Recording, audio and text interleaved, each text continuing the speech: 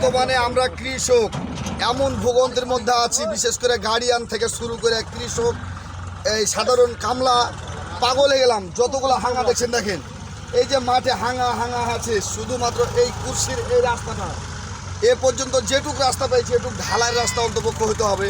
আর একটা জিনিস আপনি দেখেন, লক্ষ্য করেন, ওই দেখেন ওই চকচকির এই রাস্তাটা একটু জয়নাল ভাইয়ের বাড়ির ওই জায়গাটা সামান্য বিষাতের জন্য হাজার বিঘা ধান সব আটকা পড়ে আছে। তো আমরা সর্বপ্রথম এই জিনিসটা চাচ্ছি যে এই কুর্সির মাথা অবধি ঢালাইয়ের রাস্তা,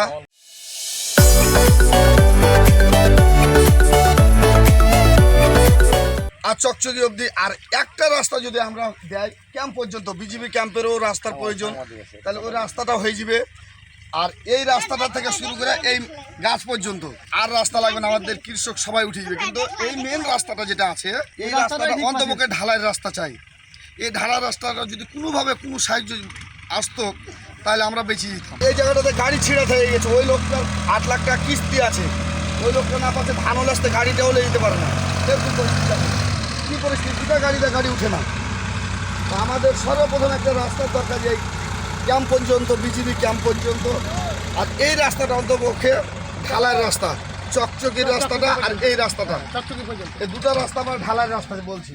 এই রাস্তাতে যেতে পারে না, ইট ফেলায় রাখছে, 20 গাড়ি বলে 2 গাড়ি ফেলে আর রাখে চলে যায়। আবার ওই রাস্তাতে নিয়ে যেতে পারি না আমরা ধান। তাই আমরা চাই যেন আমাদের এই রাস্তাঘাট যাওয়ার জন্য সরকার যেন আমাদের দিকে একটু চোখ তুলে তাকায়, দেখে যেন আমাদের জন্য।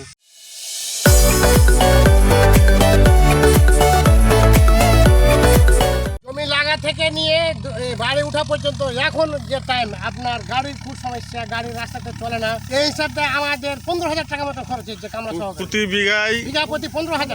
আচ্ছা, দেখ মোটামুটি 15,000 ধরলাম। রাস্তাঘাট নাই, আচ্ছা, তারপর যেগুলো গাড়ি ঘোড়া আছে সেগুলো হয়তো জমিতে নামতে পারে না কাদা পানির জন্য। ওই কারণে ধান পড়ে আছে জমিতে। এই ধানগুলো কতদিন আগে কাটছেন আপনারা? এটা সামনে গত 20 দিন কাটা পড়েছে। 8-10 দিন হয়ে গেছে? জি না, এই গত 20 দিন। আর ওই বর্ডারের ধান গালাগুলো ধরুন যে মাস তো হয়ে গেছে, 1 মাস হয়ে গেল ওই বর্ডারের ধারে ধান।